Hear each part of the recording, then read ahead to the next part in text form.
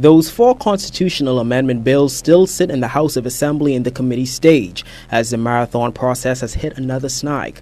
Dr. Nottage on Monday expressed that he is very concerned with these latest developments, noting that bipartisan support is needed for the bills to be passed. We understand it may possibly be four members of the opposition no longer prepared to support Bill number 4 in its present form.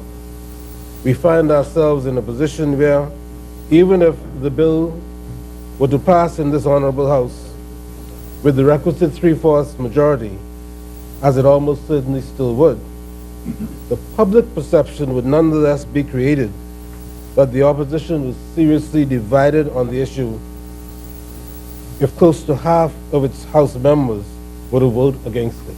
Now, there has been much discord over Bill number 4 that seeks to eliminate discrimination based on sex. Dr. Nottage says that the views of opposing members to include the words at birth, along with the definition of the word sex to clarify male and female, was considered. However, Dr. Nottage explained that including those words would only weaken the prohibition to same-sex marriages in the Bahamas.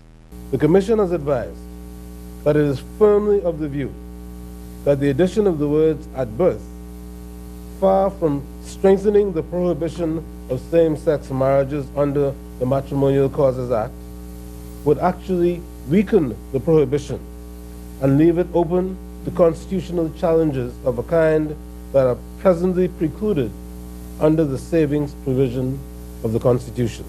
Opposition Deputy Leader Loretta Butler Turner expressed disappointment with there being another delay in the process and reiterated her position in supporting the bills. Meanwhile, Marco City MP Greg Moss explained why he does not support Bill number 4. At the end of the day, Mr. Speaker, we as leaders in this country must always stand to lead, even when we have dissenting voices. We must take this opportunity, Mr. Speaker, as individuals to do what is right in moving this country forward after 41 years of independence.